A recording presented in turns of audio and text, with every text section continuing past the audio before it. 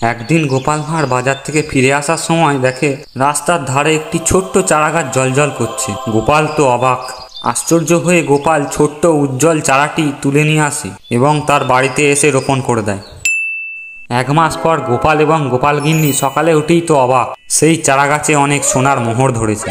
এদিকে মন্ত্রীমশাই উঁকি মেরে সব কাণ্ড দেখে নেয়। তখন মন্ত্রীমশাই তার বাড়িতে বটাফটাকে ডাকে এবং রাতের বেলা গোপালের বাড়িতে হামলা দেওয়ার পরিকল্পনা করে। এদিকে তাদের পরিকল্পনা গোপালের বানর সেনারা সব শুনে ফেলে এবং অতি সত্বর গোপালকে খবর দেয়।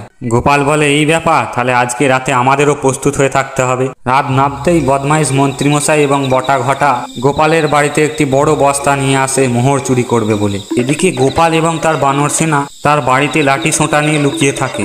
যখনই মন্ত্রীমশাই এবং বটা ঘটা গোপালের বাড়িতে প্রবেশ করে তখনই তাদের বস্তা চাপা দিয়ে গোপালের মার শুরু হয়ে যায়। উদুম মার খেয়ে বদমাইশ মন্ত্রীদের অবস্থা তো খারাপ। এদিকে গোপাল এবং গোপালগিন্নি খুব আনন্দে আছে।